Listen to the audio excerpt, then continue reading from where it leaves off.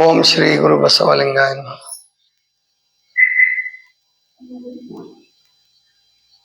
ಪೂಜ್ಯ ಲಿಂಗಾನಂದ ಪ್ರಭುಗಳಲ್ಲಿ ಮತ್ತು ಸೇರಿರುವ ಎಲ್ಲ ಸದ್ಭಕ್ತ ಬಂಧುಗಳಲ್ಲಿ, ತಾಯಂದರಲ್ಲಿ ಶರಣ. ಪಾದಯಾತ್ರೆ ಒಂದು ದಿವಸ ಮುಂಚೆನೆ ಮುಗಿಸುವಂತಹ ಪ್ರಸಂಗ ಬಂತು. ನಿನ್ನೆ ಮಳೆ ಗಾಳಿ ಬರದೆ ಹೋಗಿದ್ರೆ ಇವತ್ತು ನಾವು ಶಿವಪುರದಲ್ಲಿ ಇಷ್ಟೊತ್ತಿಗೆ ಶಿವಾನುಭವ ಗೋಷ್ಠಿ ನಡೆಸ್ತಾ ಇರ್ತಿದ್ವಿ. 2 ಬಾರಿ ಮಾತ್ರ ನಾವು ಶಿವಪುರಕ್ಕೆ ಹೋಗಿಲ್ಲ ಅಂತ ಅನ್ಸುತ್ತೆ.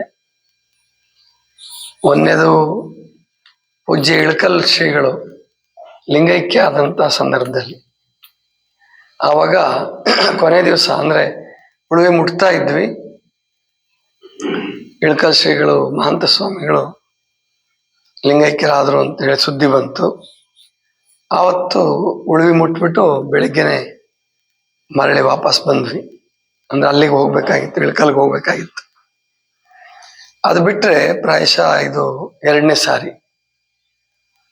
ಬಹಳ ದೊಡ್ಡ ಮಳೆ ನಿನ್ನೆ. ಮಳೆಗಿಂತ ಗಾಳಿ ಜಾಸ್ತಿ, ಗಾಳಿಗಿಂತ ಮಳೆ ಜಾಸ್ತಿ. ಈ ನಡುವೆ ಮಳೆಗೆ ಸಿಕ್ಕಿರೋದು ಸಾಮಾನ್ಯವಾಗಿ ಸಿಗ್ತಾ ಇದ್ವಿ ಬಹಳ ಸಾರಿ. ಅಂದ್ರೆ ದಾಂಡೇಲಿಯಿಂದ ಪ್ರಧಾನಿಗೆ ಹೋಗ್ಬೇಕಾದ್ರೆ, ಪೋಟೋಲಿಗೆ ಹೋಗ್ಬೇಕಾದ್ರೆ ಸಾಕಷ್ಟು ಸಾರಿ ಮಳೆಗೆ ಸಿಕ್ಕಿದೀವಿ. ಧೈರ್ಯವಾಗಿ ಮುನ್ನುಗ್ಗಿ ಹೋಗಿದ್ದೀವಿ. ಕಳೆದ ವರ್ಷ ಅಲ್ಲ, ಆಚೆ ವರ್ಷ ಅಂದ್ರೆ 23ನೇ ಇಸ್ವಿಲಿ ಇದೇ ತರ ಮಳೆ ಶುರುವಾಗಿತ್ತು. ಅಂದ್ರೆ ಇನ್ನೊಂದು 3 ಕಿಲೋಮೀಟರ್ ಅಥವಾ 3 ಕಿಲೋಮೀಟರ್ ಇತ್ತು ಅಂತ ಅನ್ಸುತ್ತೆ, ಅಥವಾ 4 ಕಿಲೋಮೀಟರ್ ಇತ್ತು. ದ್ವಾರ ಬಾಗಿಲು ಶುರುವಾಗುತ್ತೆ. 2 ಕಡೆ ರಸ್ತೆಗಳು ಬಂದು ಕೂಡುತ್ತಲ್ಲಿ. ನಿಮಗೆಲ್ಲ ನೋಡಿದ್ದೀರಾ, ನೀವೆಲ್ಲ ಸಾಮಾನ್ಯ. ಜೊಯ್ಡಾದಿಂದ ಒಂದು ಕಡೆ ಬಂದು ಕೂಡುತ್ತೆ, ಈ ಕಡೆ ಗುಂದದ ಮೇಲೆ ಹೋದಂಥವ್ರು ಕೂಡ ಆ ಕಡೆ ಬಂದು ಸೇರ್ಕೊಳ್ತೀವಿ. ಅಲ್ಲಿಗೆ ಮುಟ್ಟಿದ್ವಿ. ನಾವು 4 ಜನ ಇದ್ವಿ ಅವಾಗ, 3 ಜನ ಅಥವಾ 4 ಜನ ಇದ್ವಿ ಅನ್ಸುತ್ತೆ. ಸಮಯನೂ ಭಾಳ ಆಗ್ಬಿಟ್ಟಿತ್ತು, ನಿನ್ನೆಗಿಂತ ಸಮಯ ಆಗಿತ್ತು. 6:30 ಆಗೋಗಿತ್ತು. ಇನ್ನು ನಾವು ಮಳೆ ತಪ್ಪಿಸ್ಕೊಂಡು ಅಥವಾ ನಿಂತ್ಕೊಂಡು ಹೋಗೋದು ಸ್ಥಿತಿನಲ್ಲೂ ಇರಲಿಲ್ಲ. ಗಾಡಿಯವರು ಕೂಡ ಇನ್ನೇನು ಬಂದೇ ಬರ್ತಾರೆ ಅಂತೇಳಿ ಕಾರು, ಟ್ರ್ಯಾಕ್ಟರ್ ಎಲ್ಲ ಹೋಗ್ಬಿಟ್ಟಿದ್ವು. ಫೋನ್ ಮಾಡೋಣ ಅಂತಂದ್ರೆ ನೆಟ್ವರ್ಕ್ ಪ್ರಾಬ್ಲಮ್ ಇತ್ತು. ಏನ್ ಮಾಡಪ್ಪ ಪರಮಾತ್ಮ, ಇನ್ನು ತುಂಬಾ ಹೊತ್ತಾಗುತ್ತೆ, ಆಗ್ಲಿ ದೇವರಿಚ್ಛೆ ಇದ್ದಂಗೆ ಆಗ್ಲಿ ಅಂತ ಹೇಳಿ ಕೇವಲ ಒಂದು 4-5 ಹೆಜ್ಜೆ ಅಷ್ಟೇ ಹೋಗಿದ್ದೀವಿ. ಮಳೆ ಜೋರಾಗಿ ಶುರು ಆಗ್ತಾ ಇತ್ತು. ಇಡೀ ಕಾಡಿನ ವಾತಾವರಣ ಎಲ್ಲ ಬದಲಾವಣೆ ಆಯಿತು. ಅಷ್ಟೊತ್ತಿಗೆ ನಮ್ಮ ಹೊಸಪೇಟೆ ಪ್ರಭು ಇವತ್ತು ಬಂದಿರ್ಬೋದೇನೋ, ಇನ್ನು ಬಂದಿಲ್ವೇನು, ಅವರು ಕಾರ್ ತಗೊಂಡು ಬಂದರು. ಅಂದ್ರೆ ಅವರು ಉಳುವಿಗೆ ಹೋಗಿದ್ದಾರೆ ಮುಂಚೆನೆ. ನಾವು ಪಾದಯಾತ್ರೆ ಬರ್ತೀವಿ ಅಂತ ಗೊತ್ತಿದ್ದು ಶಿವಪುರಕ್ಕೆ ಹೋಗಕ್ಕೆ ಅಂತ ಉಳುವಿಗೆ ಹೋಗಿದ್ದಾರೆ. ಮತ್ತೆ ನೋಡೋಣ, ಮಳೆ ಶುರು ಆಯ್ತಲ್ಲ, ಅಪ್ಪವ್ರೆ ಕರ್ಕೊಂಬರೋಣ ಅಂತೇಳಿ ಸುಮ್ಮನೆ, ಯಾರು ಹೇಳಿಲ್ಲ, ಫೋನು ಮಾಡಿಲ್ಲ, ಸುಮ್ಮನೆ ಹಾಗೆ ಬಂದರು. ಸರಿ, ಚನ್ನಬಸವಣ್ಣವ್ರೆ ಕಳಿಸ್ದಂಗೆ ಆಯ್ತು ಅಂಥೇಳಿ ಕಾರ್ ಹತ್ಕೊಂಡು ಹೋಗ್ಬಿಟ್ವಿ. ಅವಾಗ ನಿನ್ನೆ ಮಧ್ಯಾಹ್ನದ ಬಿಸಿಲು ಬಿಟ್ಟಾಗ ನಾವು 2 ಗಂಟೆ ಅಲ್ಲಿಂದ, ಅಂದ್ರೆ ಕಿನ್ನರಿ ಬೊಮ್ಮೈನೊಳೆಯಿಂದ 2 ಗಂಟೆಗೆ ಬಿಟ್ವಿ. ಎಂಥ ಬಿಸಿಲು ಅಂತಂದ್ರೆ, ನಾನು ಟವಲ್ನ ತೊಯ್ಸ್ಕೊಂಡು, ವಸ್ತ್ರ ತೊಯ್ಸ್ಕೊಂಡು ನೀರಲ್ಲಿ ತಲೆ ಮೇಲೆ ಪೇಟ ತರ ಕಟ್ಕೊಂಡಿದ್ದೆ. ಆದ್ರೂ ಸಮಾಧಾನ ಇಲ್ಲ. ಮರದ ನೆರಳು ಬಂದಾಗ ಸಂತೋಷ ಆಗದು. ಮರದ ನೆರಳು ತಪ್ತು ಅಂತಂದ್ರೆ ಏನು ಬೆಂಕಿ ಉಗ್ತಿದಾರೆ ಅನ್ನೋ ಅಷ್ಟು ಶೆಕೆ ಇತ್ತು. ಸರಿ, ಒಬ್ರು ಕರೆದ್ರು, ಯಾಕೆ ಇಷ್ಟು ಬೇಗ ಹೋಗ್ತಿದಾರೆ, ಬರೀ ಕುತ್ಕೊಳ್ಳೋಣ, ನಿಧಾನಕ್ಕೆ ಹೋಗ್ರಂತೆ. ಇಲ್ಲ, ನಾವು ಹೋಗ್ಲೇಬೇಕು, ಕೂತ್ಕೊಳ್ಳೋಕ್ಕಾಗಲ್ಲ, ನೀವು ಬೇಕಾದ್ರೆ ಕೂತ್ಕೊಳ್ಳಿ ಸುಖಪುರುಷರು ಅಂತ ಅವ್ರಿಗೆ ತಮಾಷೆ ಮಾಡಿ ಮುಂದಕ್ಕೆ ಹೋದ್ವಿ.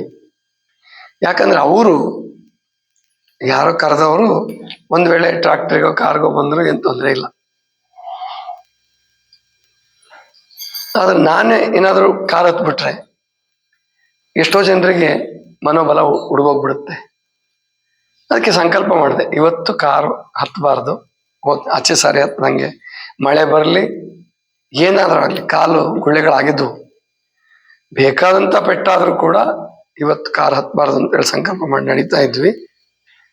ಇನ್ನು 6 ಕಿಲೋಮೀಟರ್ ಇತ್ತು, ಸಣ್ಣದಾಗಿ ಶುರುವಾಯ್ತು ಮಳೆ. ಬರ್ತಾ ಬರ್ತಾ ಬರ್ತಾ ಜೋರಾಯ್ತು. ಅಷ್ಟೊತ್ತಿಗೆ ಮಹಾದ್ವಾರಕ್ಕೆ ಹೋಗಿದ್ವಿ. ಅಲ್ಲಿ ಕಾಯ್ತಾ ಕೂತಿದ್ರಲ್ಲ ಟ್ರ್ಯಾಕ್ಟರ್ನವರು, ಬೇರೆ ಬೇರೆ ಜನ ಮತ್ತು ಕಾರು ಎಲ್ಲ ಇದ್ವು. ಬನ್ನಿ ಬನ್ನಿ ಅಂತ ಕರೆದ್ರು, ಆದ್ರೂ ಹೋಗ್ಲಿಲ್ಲ. ಅಷ್ಟೊತ್ತಿಗೆ ಮಳೆ ಜೋರಾಯ್ತು. ಇನ್ನು 4 ಕಿಲೋಮೀಟರ್ ಇತ್ತು. ನಡೆದ್ವಿ. ಎಷ್ಟು ಸ್ಪೀಡಾಗಿ ನಡೆದ್ವಿ, ಒಂದು 30 ಜನ ಇದ್ವಿ ನಾವೆಲ್ಲ ಕೂಡಿದ್ರೆ. ಕೆಲವರು ಸ್ವಲ್ಪ ದೂರ ಇದ್ರು, ಇನ್ನೂ ಜಾಸ್ತಿ ಜನ ಇದ್ವಿ. ನಾವು ಹತ್ತತ್ರ ಇದ್ದವ್ರು ಒಂದು 15-20 ಜನ 30 ಜನ ಇದ್ವಿ. ಎಲ್ಲರೂ ಓಡೋಕೆ ಶುರು ಮಾಡಿದ್ರು, ನಡೆಯಕ್ಕೆ ಶುರು ಮಾಡಿದ್ರು. ಒಟ್ಟು ಸುಮಾರು 1 ಗಂಟೆ ಸಂಪೂರ್ಣ 5:30 6:30 6:45 ಆಯ್ತು. ಒಂದು ಕಾಲು ಗಂಟೆ ಮಳೆ. ಎಲ್ಲೂ ಕೂಡ್ಲಿಲ್ಲ, ಕೂತ್ಕೊಳ್ಳೋ ಪ್ರಶ್ನೆನೇ ಇಲ್ಲ. ಎಷ್ಟು ಜೋರಾಗಿ ಮಿಂಚು ಗುಡುಗು ಬರ್ತಿತ್ತು ಅಂತಂದ್ರೆ ಅದು ಏನಾದ್ರೂ ಅಪಾಯ ಆಗಬಹುದಾ. ಗಾಳಿ ಅಂತೂ ಕೆಲವು ಸಾರಿ ಉಸಿರಾಡಕ್ಕೂ ಕಷ್ಟ ಆಗ್ತಿತ್ತು. ಅಷ್ಟು ಕಷ್ಟ, ಉಸಿರು ಕಟ್ಬಿಡೋದು ಅಂದ್ರೆ ಗಾಳಿ ಬೀಸಿದ ಜೋರಿಗೆ. ಆದ್ರೂ ಯಾವುದಕ್ಕೂ ಜಗ್ಗದಾರದೆ ಜೈ ಗುರು ಬಸವೇಶ ಹರ ಹರ ಮಹಾದೇವ್ ಅಂತಿದ್ರು. ಆಮೇಲಿಂದ ಹುಡುಗರು ಘೋಷಣೆ ಹೋಗ್ತಿದ್ರು. ಸಣ್ಣ ಮಕ್ಕಳು ನಮ್ಮ ಜೊತೆಗೆ ಇದ್ದು ಅಂತ ಕಾಣುತ್ತೆ. ಒಟ್ಟು ನುಗ್ಗಿದ್ವಿ. ಪರಮಾತ್ಮನ ಕೃಪೆಯಿಂದ, ಬಸವಣ್ಣನ ಕೃಪೆಯಿಂದ ಆರಾಮಾಗಿ ಯಶಸ್ವಿಯಾಗಿ ಮುಟ್ಟಿದ್ವಿ. ಹೋಗುವಾಗ ದಾರಿನ ಒಂದು ಮರ ಬಿದ್ದಿತ್ತು. ರಸ್ತೆ ಮೇಲೆ ಬಿದ್ದಿರಲಿಲ್ಲ ಪುಣ್ಯಕ್ಕೆ, ಅದು ಸ್ವಲ್ಪ ಪಕ್ಕಕ್ಕೆ ಬಿದ್ದಿತ್ತು. ಅದು ವೈರ್ ಮೇಲೆ ಬಿದ್ದ್ಬಿಟ್ಟು ವೈರು ಕೆಳಗಡೆ ಹರ್ಕೊಂಡು ಬಿದ್ದಿತ್ತು. ನಾವು ದಾಟದ ಮೇಲೆ ಒಂದ್ಸಾರಿ ಸ್ಪಾರ್ಕು ಆಯ್ತು. ಕಿಡಿ ಬಂತು, ಪಟ್ ಅಂತ ಶಬ್ದ ಆಯ್ತು. ನಾನು ಯಾರು ಚಪ್ಪಾಳೆ ಹೊಡೆದೇನೋ ಅಂದ್ಕೊಂಡೆ. ಆಮೇಲೆ ಧೀರಜ್ ಹೇಳ್ದೆ, ಇಲ್ಲ ಸ್ಪಾರ್ಕ್ ಆಗಿದ್ದು ಅಂತ ಹೇಳ್ಬಿಟ್ಟು. ನಾನು ಕಿಟಕಿ ಬಂತು. ಆದ್ರೆ ದೇವ್ರ ದಯದಿಂದ ಯಾರಿಗೆ ಏನು ತೊಂದರೆ ಆಗ್ಲಿಲ್ಲ. ನಾವು ಕೇಳ್ತೀವಿ ಬಿಹಾರ, ಉತ್ತರ ಪ್ರದೇಶ ಆ ಕಡೆ ಎಲ್ಲ ಸಿಡ್ಲು ಪ್ರಾರಂಭ ಆದ್ರೆ 50 ಜನ ಸತ್ರು, 60 ಜನ ಸತ್ರು. ಇಡೀ ಉತ್ತರ ಪ್ರದೇಶ ಬಿಹಾರದಲ್ಲಿ, ಅಂದ್ರೆ ಒಂದೇ ಕಡೆ ಅಲ್ಲ. ಕುರಿಗಳ ಸತ್ತು, ಆಡುಗಳ ಸತ್ತು, ಹಸುಗಳ ಸತ್ತು, ಈ ತರ ಎಲ್ಲ ಕೇಳ್ತಿರ್ತೀವಿ. ನಮ್ಮಲ್ಲೂ ಎಷ್ಟೋ ಜನ ಸಿಡಿಲು ಹೊಡೆದು ಸತ್ತಿದ್ದಾರೆ. ನಾನು ಒಂದೇ ವಚನದ ಒಂದು ಸಾಲು ನೆನಪು ಮಾಡ್ಕೊಂಡೆ. ಕೊಲ್ಲು ಕಾಯಿ ನಿಮ್ಮ ಧರ್ಮ, ಕೊಲ್ಲು ಕಾಯಿ ನಿನ್ನ ಧರ್ಮ, ನಿಮ್ಮ ಧರ್ಮ ಅಂತ ಶರಣರು ಎಷ್ಟೋ ವಚನಗಳ ಬಳಸ್ತಾರೆ. ಬಸವಣ್ಣವರು ಬೇರೆ ಬೇರೆ ಶರಣರೆಲ್ಲ ಬಳಸ್ತಾರೆ. ಹಾಗಂದ್ಕೊಂಡೆ ಮುನ್ನುಗ್ಗಿದ್ವಿ. ದೇವರ ಕೃಪೆಯಿಂದ ಅದು ಯಶಸ್ವಿ ಆಯಿತು. ಸಾಮಾನ್ಯವಾಗಿ ಪಾದಯಾತ್ರೆಯಲ್ಲಿ ಬರಲಾರ್ದಂತಹದ್ದು ನನಗೆ ಕಷ್ಟ ಆಗಿದೆ ಅಂದ್ರೆ ಜ್ವರ ಬಂತು. ಆಮೇಲೆ ಎಲ್ಲ ಹೋಗಿ ಸ್ನಾನ ಮಾಡಿದೆ ತಣ್ಣೀರಲ್ಲೇ. ಸ್ನಾನ ಮಾಡಿ ಬಟ್ಟೆ ಹಾಕೊಂಡು ಮಲ್ಕೊಂಡೆ, ಶುರು ಮಾಡಿದೆ. ಜ್ವರ ಶುರುವಾಯಿತು. ಹೊಟ್ಟೆ ಒಳಗಡೆಯಿಂದ ಥಂಡಿ ಪ್ರಾರಂಭ ಆಯಿತು. ಅಂದ್ಕೊಂಡೆ ಇನ್ನು ಜ್ವರ ಬರುತ್ತೆ, ಇನ್ನು ಹೆಚ್ಚಾಗ್ಬೋದು ಅಂತ. ಆದರೆ ಜ್ವರ ಬರಲಾರ್ದಂಗೆ ವ್ಯವಸ್ಥೆ ಮಾಡಿಕೊಂಡು ಹಾಲು ಕುಡಿದು ಮಲ್ಕೊಂಡೆ. ಚೆನ್ನಾಗಿ ನಿದ್ದೆನೂ ಬಂತು. ಮತ್ತು ನಮ್ಮ ಏನು ಜೊತೆ ಇದ್ದಂಥ ಸೇವಕರು, ಭಕ್ತರು ನೋಡ್ಕೊಂಡ ರೀತಿ ಅದು ವರ್ಣನೆಗೆ ಅತೀತ. ಅಂದ್ರೆ ಪ್ರಾಯಶಃ ಏನು ಒಬ್ಬ ಗುರುವಿಗೆ ಅಥವಾ ಒಬ್ಬ ತಂದೆಗೆ, ಒಬ್ಬ ಹಿರಿಯರಿಗೆ, ಅಜ್ಜನಿಗೆ ಏನು ಸೇವೆ ಮಾಡ್ಬೋದು ಹಾಗೆ ಸೇವೆ ಮಾಡಿದ ಎಲ್ಲರೂ ಕೂಡ, ಪ್ರತಿಯೊಬ್ಬರು. ಇದರಲ್ಲಿ ಇವ್ರ ಹೆಸರು ಅಂತ ಹೇಳಂಗಿಲ್ಲ. ಅಡಿಗೆ ಮಾಡೋರಿಂದ ಹಿಡ್ಕೊಂಡು, ಮತ್ತೆ ನನ್ನ ಕೈ ಹಿಡ್ಕೊಂಡು ಕರ್ಕೊಂಡು ಹೋಗೋರು, ನನ್ನ ಕಾಳಜಿ ಮಾಡೋರು, ಪ್ರತಿಯೊಬ್ಬರು ಟ್ರ್ಯಾಕ್ಟರ್ ಡ್ರೈವರ್ಗಳು ನೆನೆ ಅಲ್ಲಿ ಫೋಟೋಲ್ಲಿ ಕೂತಾಗ ನೆನೆಸ್ತಾ ಇದ್ರು ಅವ್ರ ಲಗೇಜ್ ಇಟ್ಕೊಳ್ಳೋ ರೀತಿ ಎಲ್ಲ. ಅಂದ್ರೆ ಈ ಎಲ್ಲರ ಒಂದು ಪ್ರೀತಿ, ಅದು ಈಗೇನು ಕಾಶಿನಾಥ್ ಅವರು ಹಾಡಿದಲ್ಲ ಕಬೀರದ್ದು, ಅವರು ಕಬೀರ ಇನ್ನೊಂದು ವಚನದಾಗ ಹೇಳ್ತಾರೆ, ಪ್ರೇಮವೇ ಇಲ್ಲದ ಮನುಜ ಪ್ರಾಣಿಗೆ ಸಮ ತಿಳಿಯು. ಯಾರಲ್ಲಿ ಪ್ರೇಮ ಇರೋದಿಲ್ವೋ ಸುಮ್ಮನೆ ಬದುಕ್ತಾನೋ, ಹಣಕ್ಕಾಗಿಯೋ ಅಧಿಕಾರಕ್ಕಾಗಿಯೋ ಕೀರ್ತಿ ವಾರ್ತೆಗಾಗಿ ಇನ್ನೊಬ್ಬರನ್ನ ಶೋಷಣೆ ಮಾಡ್ತಾ, ತೊಂದರೆ ಕೊಡ್ತಾ, ಕಟ್ಕೊಂಡಂತೆ ಹೆಂಡತಿಗೆ, ಮಕ್ಕಳಿಗೆ, ಸ್ನೇಹಿತರಿಗೆ ಯಾರಿಗೂ ಒಂದು ಸುಖ ಕೊಡ್ಲಾರ್ದೆ ಬರೇ ಯಾವ್ದಾದ್ರು ಒಂದು ಅಧಿಕಾರದಿಂದ ಹಣದಿದ್ದೆ ಬಿದ್ದವನು, ಅವನ್ನ ಕಬೀರ್ ಎಲ್ಲಿಗೆ ಹೋಲಿಸ್ತಾರೆ ಅಂದ್ರೆ, ಪ್ರೇಮವೇ ಇಲ್ಲದ ಮನುಜ ಪ್ರಾಣಿಗೆ ಸಮ ತಿಳಿಯು. ಅವನ್ ಪ್ರಾಣಿ ಇದ್ದ ಹಾಗೆ. ಗಾಳಿ ಆಡಿದರೂ ಪ್ರಾಣ ಬೆರೆದ ಕಮ್ಮಾರನತ್ತಿದೆಯೋ ಕಬೀರ, ಕಮ್ಮಾರನತ್ತಿದೆಯೋ. ಅಂದ್ರೆ ತಿದಿ ಕೂಡ ಗಾಳಿ ಆಡ್ತಿರುತ್ತೆ. ಅಂದ್ರೆ ಈಗ ಬಿಸಿ ಮಾಡ್ತಾನಲ್ಲ, ಗಾಳಿ ಹಾಕ್ತಿರ್ತಾನಲ್ಲ, ಅದಕ್ಕೂ ಕೂಡ ಅದು ಗಾಳಿ ಆಡ್ತಿರುತ್ತೆ. ಅದಕ್ಕೆ ಪ್ರೇಮ ಇಲ್ಲ, ಅದಕ್ಕೆ ಪ್ರಾಣವೇ ಇಲ್ಲ. ಅದಕ್ಕೆ ಪ್ರೇಮ ದೂರ ಉಳಿತು, ಪ್ರಾಣನೇ ಇಲ್ಲ ಅದಕ್ಕೆ. ಹಾಗೆ ಈ ಮನುಷ್ಯ ಕೂಡ ಯಾರಿಗೆ ಪ್ರೇಮವಿಲ್ಲವೋ, ಜಿಪುಣನು ಅಥವಾ ಹಿಂಸಕನು, ಅವನು ಪ್ರಾಣಿಗೆ ಸಮ. ಅವನು ಪ್ರಾಣಿಗೆ ಸಮ. ಇನ್ನು ಪ್ರಾಣಿಗಳಿಗೂ ಸ್ವಲ್ಪ ಪ್ರೇಮ ಇರುತ್ತೆ, ಸೀಮಿತವಾದ ಪ್ರೇಮ ಇರ್ತದಲ್ಲ, ಕರುವಿನ ಮೇಲೆ, ಮರಿ ಮೇಲೆ. ಆದರೆ ಈ ಪ್ರೇಮವಿಲ್ಲದ ಮನುಷ್ಯ ಅದಕ್ಕಿಂತ ಕಡಿಮೆ ಅಂತಾರೆ ಕಬೀರದಾಸರು. ಅದಕ್ಕೆ ಈ ನಮ್ಮ ಪಾದಯಾತ್ರೆಯಲ್ಲಿ ಪ್ರತಿಯೊಬ್ಬರಲ್ಲೂ, ದಾಸೋಹಿಗಳಿಂದ ಹಿಡ್ಕೊಂಡು ಅಡಿಗೆ ಮಾಡುವವರೆಗೆ, ಸಣ್ಣ ಮಕ್ಕಳಿಂದ ಹಿಡ್ಕೊಂಡು ವಯಸ್ಸಾದವರವರೆಗೆ, ನಮ್ಮ ನ್ಯಾಯಾಧೀಶರು ನೀರು ಕೊಟ್ಟಿದ್ದಾರೆ. ಇಳ್ದು ನೀರು ಕುಡೀರಿ, ಏನಾದ್ರು ತಗೊಳ್ಳಿ, ಹಣ್ಣು ತಿನ್ನಿ, ಎಲ್ರಿಗೂ ಕೊಟ್ಟಿದ್ದಾರೆ. ಹೀಗೆ ಎಲ್ಲರೂ ಅತ್ಯಂತ ಪ್ರೇಮದಿಂದ ನಡೆಸಿದ ಕಾರ್ಯಕ್ರಮ ಈ ಪಾದಯಾತ್ರೆ. ಅದರಲ್ಲಿ ಇನ್ನೊಂದು ರೆಕಾರ್ಡ್ ಆಗುವಂತ ಈ ಏನು ನಮ್ಮ ಎಲ್ಲ ಶ್ರೋತೃಗಳು, ವೀಕ್ಷಕರು ಗಮನಿಸಬೇಕಾದಂಥದ್ದು ಮತ್ತೆ ತಿಳ್ಕೋಬೇಕಾದ್ದು, ದಾಖಲಾಗಬೇಕಾದಂಥ ಸಂಗತಿ ಏನು ಅಂತಂದ್ರೆ, ಒಂದೆರಡು ಪ್ರಸಂಗಗಳು. ಒಬ್ಬ ಹುಡುಗ ಚಪ್ಪಲ್ ಹಾಕೊಂಡು ಬಂದಿರಲಿಲ್ಲ. ಅವನಿಗೆ ಹಳಿಯಾಳದಲ್ಲಿ ಚಪ್ಪಲ್ ಕೊಡಿಸ್ಬೇಕು ಅಂತೇಳಿ ಮಾತಾಡ್ಕೊಂಡು, ನಾನು ಹೊಸ ಚಪ್ಪಲಿ ಕೊಟ್ಟರು ಕೂಡ ಗುಳ್ಳೆ ಆಗತ್ತೆ, ಅದಕ್ಕೆ ಕೊಡಿಸ್ಬಾರದು ಅಂತ ನಾನು ಅಂದ್ಕೊಂಡಿದ್ದೆ. ಆಮೇಲೆ ಇಲ್ಲ, ಕೊಡಿಸ್ಬೇಕು ಅಂತ ಹಳಿಯಾಳದಲ್ಲಿ ವಿಚಾರನೂ ಮಾಡಿದ್ವಿ. ಅಲ್ಲಿ ಒಂದು ಕಡೆ ಜಲ್ಲಿ ಕಡಿ ಹಾಕಿದ್ದಾರೆ, ರಸ್ತೆ ಮಾಡೋಕ್ಕೋಸ್ಕರ ಕಡಿ ಹಾಕಿದ್ರು. 100 ಮೀಟ್ರು 200 ಮೀಟ್ರು ಇರ್ಬೋದು ಆ ಕಡಿ, ನಾನೇನು ಅಂದಾಜು ಮಾಡಿಲ್ಲ. ಆ ಕಡಿ ಮೇಲೆ ಆ ಚಪ್ಪಲಿದ್ದವನು ಸಣ್ಣ ಹುಡುಗ, ಅವನು 6ನೇ ಕ್ಲಾಸ್ 5ನೇ ಕ್ಲಾಸ್ ಹುಡುಗನ 6ನೇ ಕ್ಲಾಸ್ ಹುಡುಗನ ಇದ್ದಾನೆ. ಅವನ ಕಾಲು ಒತ್ತುತ್ತಲ್ಲ, ಏನ್ ಮಾಡೋದಾಗಾದ್ರೆ ಏನ್ ಮಾಡೋದು ಅಂತೇಳಿ ಯೋಚನೆ ಇಲ್ಲ ಆ ಹುಡುಗರಿಗೆ ಯೋಚನೆ ಇಲ್ಲ. ನಾನು ಅನ್ಕೊಂಡೆ ಏನಂತ, ಪಾಪ ಆ ಹುಡುಗ ಹೆಂಗ್ ನಡೀತಾನೆ ಈ ಕಲ್ಲಲ್ಲಿ. ನಾನು ಬರೀ ಅನ್ಕೊಂಡೆ, ಬರ್ತಾರ ಬಿಡು ಹುಡುಗರು, ಎಲ್ಲದಕ್ಕೂ ಗಟ್ಟಿ ಇರ್ತಾವ, ಅವ್ರಿಗೆ ಕಾಲು ಗಟ್ಟಿ ಇರ್ತದೆ, ಮತ್ತೆ ಆಟ ಆಡಿ ಜಿಗಿದು ಹೊಲದಾಗೆಲ್ಲ ಓಡಾಡಿ ರೂಢಿ ಇರ್ತದೆ, ಬರ್ತಾರೆ ಅಂತ ನಾನು ಹೊರಟು ಬಂದ್ಬಿಟ್ಟೆ. ಆದ್ರೆ ಒಬ್ಬ ಹುಡುಗ ಏನ್ ಮಾಡಿದಾನಂದ್ರೆ, ಒಂದ್ ಚಪ್ಪಲಿ ಅವನಿಗೆ ಕೊಟ್ಟಿದ್ದಾನೆ, ಒಂದ್ ಚಪ್ಪಲಿ ಇವನ್ ಹಾಕೊಂಡಿದ್ದಾನೆ, ಒಂದ್ ಚಪ್ಪಲಿ ಅವನಿಗೆ ಕೊಟ್ಟಿದ್ದಾನೆ. ನೀನು ನೋಡಿ, ಅಂದ್ರೆ ಎಂಥ ಅಂದ, ಯಾರು ಹೇಳ್ಕೊಡೋದಲ್ಲ ಅದು, ಇದು ಪ್ರೇಮದ ಸೂಚಕ. ಆ ಹುಡುಗನ ಮುಂದೆ ದೊಡ್ಡವನಾದ್ಮೇಲೆ ಏನಾಗ್ತಾನೋ ಗೊತ್ತಿಲ್ಲ ಆ ಚಪ್ಪಲ್ ಕೊಟ್ಟವನು. ಆದ್ರೆ ಆ ಕ್ಷಣದಲ್ಲಿ ಅವನಿಗೆ ಸ್ನೇಹಿತಂಗೆ ಚಪ್ಪಲ್ ಕೊಡ್ಬೇಕು ಅಂತ ಅನ್ನಿಸ್ತಲ್ಲ. ಯಾವುದೇ ಒಬ್ಬ ಕಾನ್ವೆಂಟಲ್ಲಿ ಓದಿದ ಹುಡುಗ ಅಥವಾ ಬೆಂಗಳೂರಲ್ಲೋ ಮೈಸೂರಲ್ಲೋ ಧಾರವಾಡದಲ್ಲೋ ಬೆಳೆದಂತ ಕಾನ್ವೆಂಟ್ ಹುಡುಗರಿಗೆ ಈ ಬುದ್ಧಿ ಬರ್ಬೋದ? ಈ ರೀತಿ ಒಂದ್ ಚಪ್ಪಲಿ ಕೊಟ್ಟು ಆ ಕಡಿ ದಾಟಿಸ್ಬೋದು ಅಂತ ಹೇಳಿ ಅವ್ರಿಗೆ ಹೊಳಿಬೋದಾ? ಖಂಡಿತ ಹೊಳೆಯಲ್ಲ.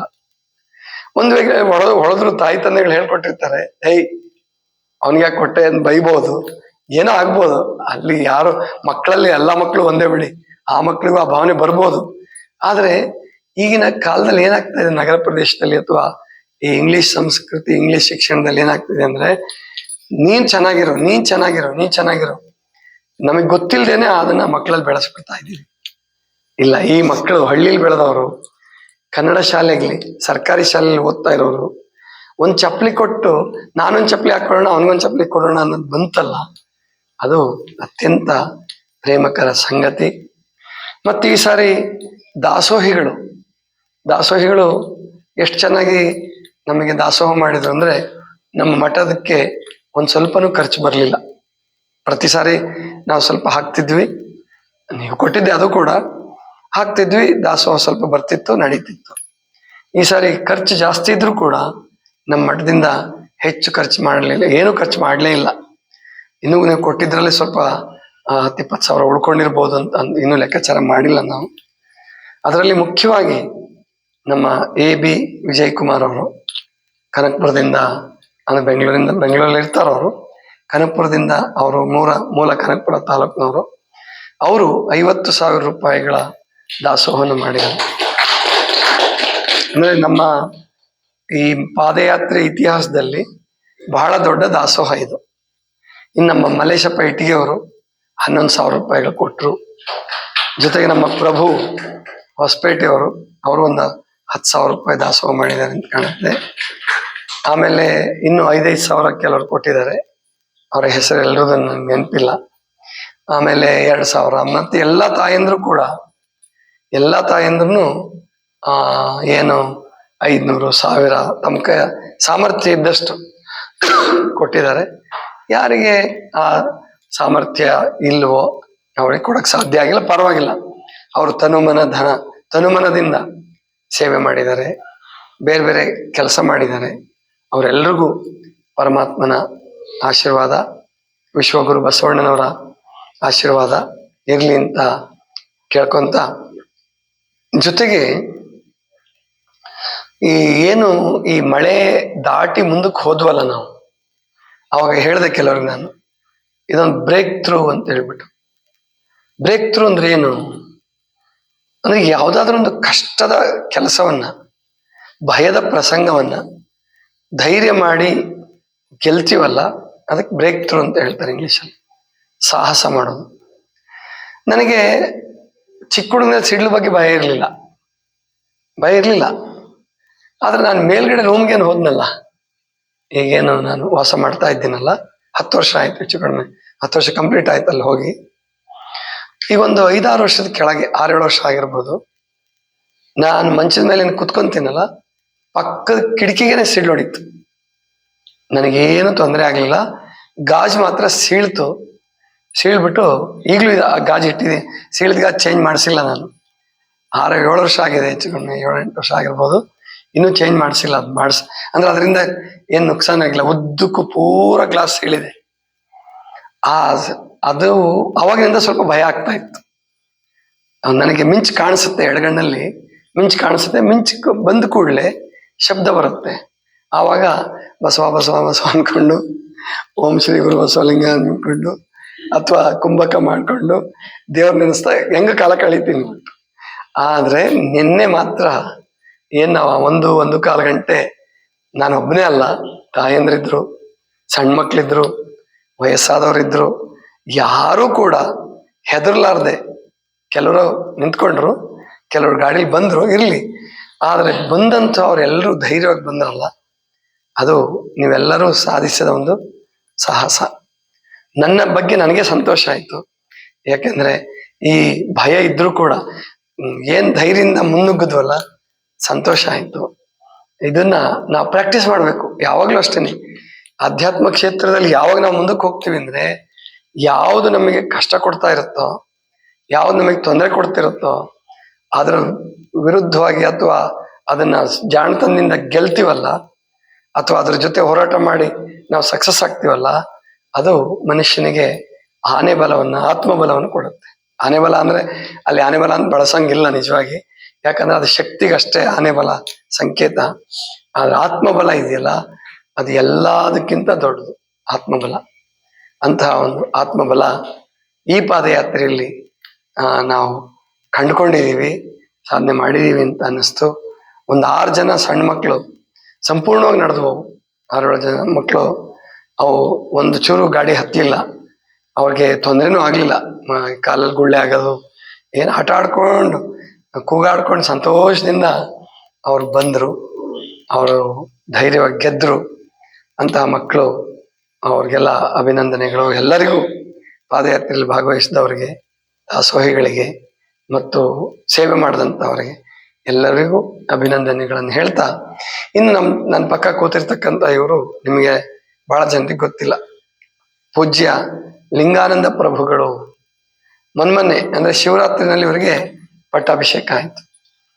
ಅಂದ್ರೆ ಮೊದಲೇ ಅವರು ದೀಕ್ಷಾಬದ್ಧರಾಗಿದ್ರು, ಜಂಗಮ ದೀಕ್ಷೆಯನ್ನು ಪಡ್ಕೊಂಡಿದ್ರು. ಆದ್ರೆ ಪೀಠಕ್ಕೆ ಅಧಿಕೃತವಾಗಿ ಅವರಿಗೆ ಶಿವರಾತ್ರಿಗೆ ನೇಮಕ ಮಾಡಿದ್ವಿ. ಅದು ಜಂಗಮ ದೀಕ್ಷೆ, ಚರಪಟ್ಟ ಅಂತಾನೂ ಕರೀತಾರೆ. ಅವರು ಪೀಠಾಧೀಶರಾಗಿ ಬಂದ ಮೇಲೆ, ಪೀಠಾಧೀಶರಾದ್ಮೇಲೆ ಇದು ಮೊದಲನೇ ಭೇಟಿ ನಮ್ಮ ಮಠಕ್ಕೆ. ಅನೇಕ ಸಾರಿ ಬಂದಿದ್ದಾರೆ. ಇಲ್ಲೇ ಬೆಳೆದವ್ರು ಇವರು, ಚಿಕ್ಕ ಹುಡುಗರಿಂದ ಇಲ್ಲೇ ಬೆಳೆದಂತ. ಅಂದ್ರೆ SSLC ಮುಗಿಸಿ PUC ಓದ್ತಿರುವಾಗ ಬಂದ್ರು ಅಂತ ಕಾಣುತ್ತೆ.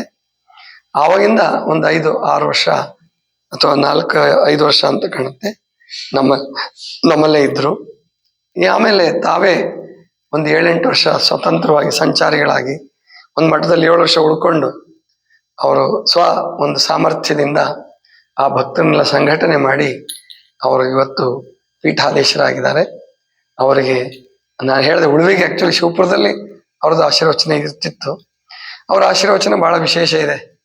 ಅವರೊಬ್ರು ಆಧ್ಯಾತ್ಮಿಕ ಹಾಸ್ಯಗಾರರು ಅಂತಾನೆ ಹೇಳ್ಬೇಕು ನಿಮಗೆ. ಎಲ್ಲ ಹಾಸ್ಯಗಾರಂಗಲ್ಲ ಅವರು ನೋಡಿದ್ರೆ ನಗ್ತಾರೆ ಜನ,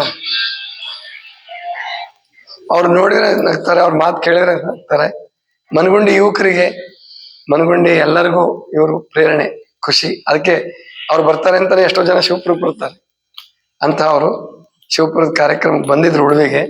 ರದ್ದಾದಾಗ ಇಲ್ಲ ಮಾಮನೆಗೆ ಬಂದು ಹೋಗ್ಬೇಕು ನೀವು ಅಂತ ಹೇಳಿದೆ. ಬಂದಿದ್ದಾರೆ. ನಿಮ್ಮೆಲ್ಲರಿಗೂ ಅವರ ಆಶೀರ್ವಾದವೂ ಕೂಡ ಇರಲಿ ಅಂತ ತಿಳ್ಕೊಂಡು ಹಾರೈಸ್ತಾ ಮಾತಾಡೋಕ್ಕೆ ಹೇಳಿದ್ದೆ. ಆದರೆ ಜಾಗರಣೆ ಮಾಡಿಬಿಟ್ಟಿದ್ದಾರೆ ನಿನ್ನೆ ರಾತ್ರಿ ಎಲ್ಲ. ಜಾಗರಣೆ ಮಾಡಿದ್ರೆ ಅವ್ರ ಧ್ವನಿ ಅಷ್ಟು ಕ್ಲಿಯರ್ ಬರಲ್ಲ. ಹಾಗಾಗಿ ಅವ್ರು ಇವತ್ತು ಆಶೀರ್ವಚನ ಮಾಡಿಲ್ಲ. ಹಂಗೆ ಒಂದು ವಚನ ಹೇಳಿದ್ದಾರೆ. ಇನ್ನೊಂದು ಸಂಗತಿಯನ್ನ ಈ ಸಂದರ್ಭದಲ್ಲಿ ನಮ್ಮ ಯೂಟ್ಯೂಬ್ ವೀಕ್ಷಕರಿಗೆ ಗಮನಕ್ಕೆ ತರಕ್ಕೆ ಇಷ್ಟಪಡ್ತೀನಿ. ಕೊನೆಯದಾಗಿ ನಮ್ಮ ಏನು ಸಾಧಕರಾದಂತಹ ವೀಣಕ್ಕ ಬನ್ನಂಜಿ ಅವ್ರ ಅನುಭವ ಮಂಟಪದ ಬಗ್ಗೆ ಮಾತಾಡಿರತಕ್ಕಂತಹ ವಿಡಿಯೋನ ಅನೇಕ ಜನ ಕೇಳಿಸ್ಕೊಂಡಿರ್ತೀರ. ಅನೇಕ ಜನರು ಪ್ರತಿಕ್ರಿಯೆ ಕೊಡ್ತಾ ಇದ್ರು. ನಾನು ಕೂಡ ಶುಕ್ರವಾರದ ದಿವಸ ಅದಕ್ಕೆ ಒಂದು ಪ್ರತಿಕ್ರಿಯೆಯನ್ನು ಕೊಟ್ಟಿದ್ದೆ. 58 ನಿಮಿಷಗಳ ಮಾತಾಡಿದ್ದೆ. ಅದರಲ್ಲಿ ತುಂಬ ಜನ ಲೈಕ್ ಮಾಡಿದ್ದಾರೆ, ನೋಡಿದ್ದಾರೆ. ಇವತ್ತಿಗಾಗಲೇ ಸುಮಾರು ಒಂದು 8,000 ದಾಟಿದೆ. ಅನೇಕ ಜನ ಕಾಮೆಂಟ್ಸ್ ಕೂಡ ಮಾಡಿದ್ದಾರೆ. ಈಗ ಕಾಮೆಂಟ್ ಮಾಡಿದ ಕೂಡಲೇ ನಾವು ಕೆಲವು ಕಾಮೆಂಟ್ಗಾದರೂ ನಾವು ಉತ್ತರ ಕೊಡಬೇಕಾಗತ್ತೆ, ಅನಿವಾರ್ಯವಾದದ್ದು.